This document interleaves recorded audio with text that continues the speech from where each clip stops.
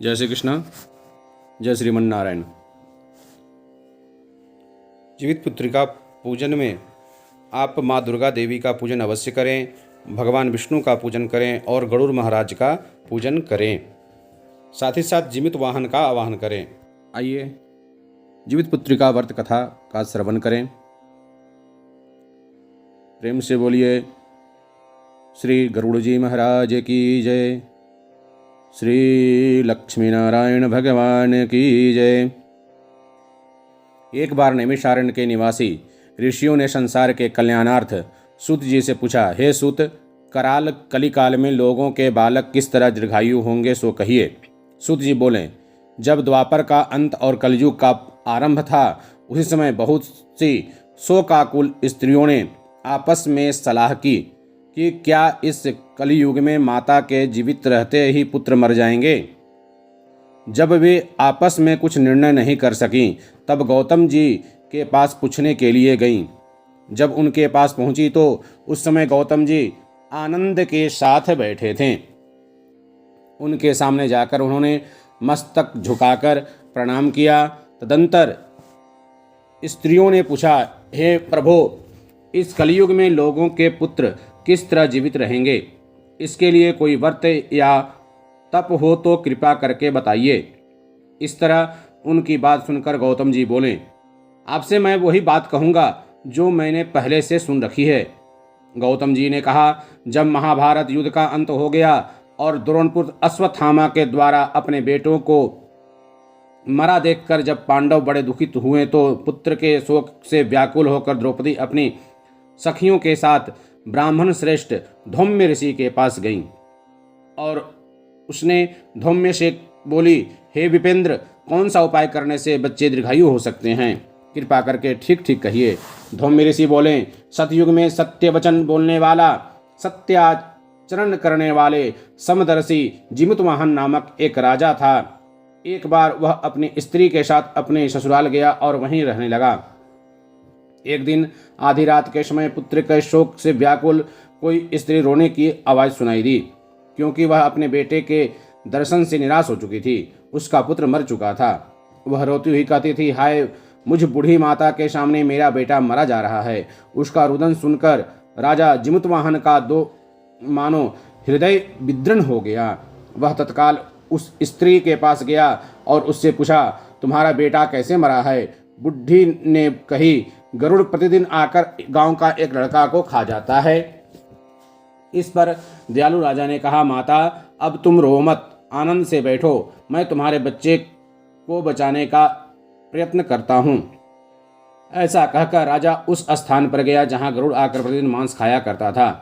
उस समय गरुड़ भी उस पर टूट पड़ा और मांस खाने लगा। जब अतिशय तेजस्वी गरुड़ ने राजा का बायां अंग खा लिया तो झटपट राजा ने अपना दाहिना अंग गरुड़ के सामने कर दिए। यह देखकर गरुड़ जी ने कहा, तुम कोई देवता हो? कौन हो तुम? मनुष्य तो नहीं जान पड़ते। अच्छा, अपना जन्म और कुल बताओ। पीड़ा से व्याकुल मन वाले राजा ने कहा, हे पक्षीराज, इस तरह के प्रश्न करना व्यर्थ है। तुम अपनी इच्छा भर मेरा मांस खाओ। यह सुनकर गरुड़ रुक गए और बड़े आदर से राजा के जन्म और कुल के बात पूछने लगे।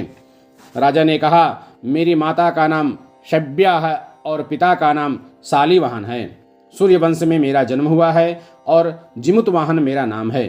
राजा की दयालुता देखकर गरुड़ ने कहा, हे महाभाग, तुम्हारे मन में जो अभिलाषा हो वह वर मांगो। राजा ने कहा, हे पक्षीराज, यदि आप मुझे वर दे रहे हैं तो वर दीजिए कि आपने अब तक जिन प्राणियों को खाया है वे सब जीवित हो जाएं। हे स्वामिन, अब से आप यहाँ बालक को न खाएं और कोई ऐसा उपाय करें जहाँ जो उत्पन्न हो वे लोग बहुत दिनों तक जीवित रहें।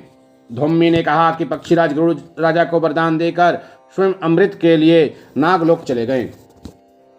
वहां से अमृत लाकर उन्होंने उन मरे मनुष्यों के हड्डियों पर बरसाया। ऐसा करने से सब लोग जीवित हो गए जिनको कि पहले गरुड़ ने खाया था। राजा के त्याग और गरुड़ की कृपा से वहां वाले का बहुत कष्ट दूर हो गया। उस समय राजा के शरीर की शोभा दुगनी हो गई थी। राजा का दयालुता देखकर गरुड़ ने फिर कहा, मैं संसार के कल्याणार्थ एक और वरदान दूंगा। आज आश्विन कृष्ण सप्तमी से रहित शुभ अष्टमी तिथि है। आज ही तुमने यहाँ की प्रजा को जीवन दान दिया है। हे वत्स, अब से यह दिन ब्रह्म भाव हो गया है, जो मूर्ति भेद से विविध नामों से विख्यात है, और वहीं त्रैलोक्य से पूजित दुर्गा अमृत प्राप्त करने में के अर्थ में जीवित पुत्रिका कहलाई है। सो इस तिथि को जो स्त्रियां उस जीवित पुत्रिका की और कुश की आकृति बनाकर तुम्हारी पूजा करेगी, तो दिनों दिन उनका सौभाग्य बढ़ेगा और वंश की बढ़ती होगी। हे महाभाग, इस विषय में विचार करने की भी आवश्यकता नहीं है। हे राजन, सप्तमी से रहित और उद्या तिथि की अष्टमी को व्रत करें, यानी सप्तमी विद्ध अष्टमी जिस दिन हो उस दिन व्रत न कर शुद्ध अष्टमी को व्रत करें, और नवमी में पारण करें। यदि इस पर ध्यान न दिया गया तो फल नष्ट हो जाएगा और सौभाग्य तो अवश्य नष्ट हो जाएगा। जीवित वाहन को इस तरह का वरदान देकर गरुड़ वैकुंठ धाम को चले गए, और राजा भी अपनी पत्नी के साथ अपने नगर को वापस चले आए।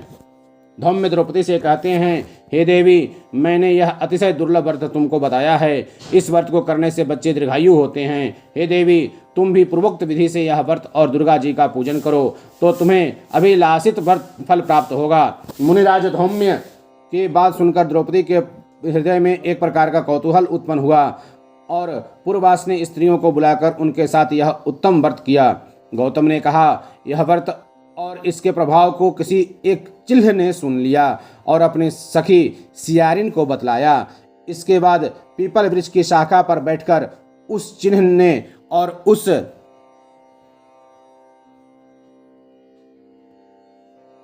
वृक्ष के खोते में बैठकर सियारिन ने भी यह व्रत किया। फिर वही चिल्ही किसी उत्तम ब्राह्मण के मुख से यह कथा सुन आई और पीपल के खोते में बैठी हुई अपनी सखी को सुनाया।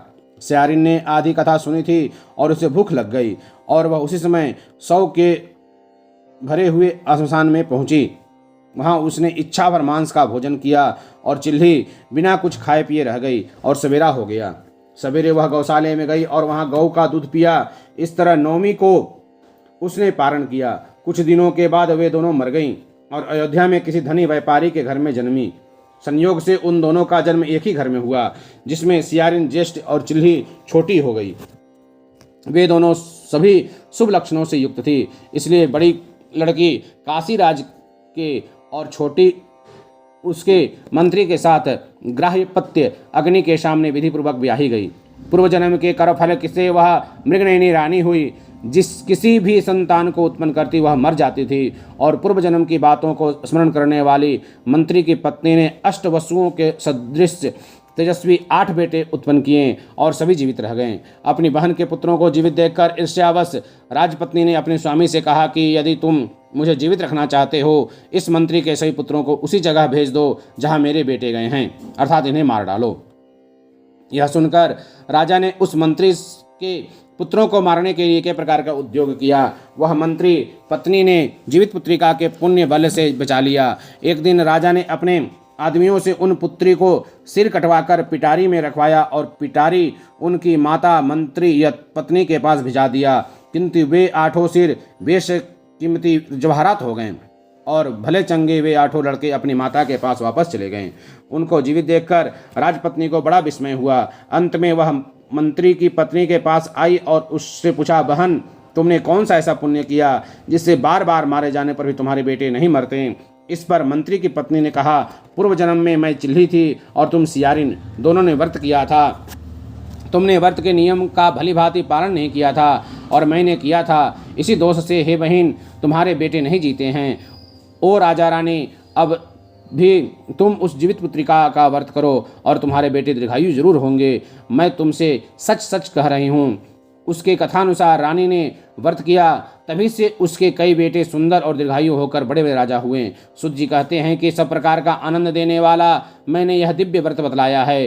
स्त्रियां चिरंजीवी संतान चाहती हों तो विधिपूर्वक यह व्रत करें। प्रेम से बोलिए जीवित वाहन की जय, श्री लक्ष्मी नारायण भगवान की जय, गरुड़ जी महाराज की जय।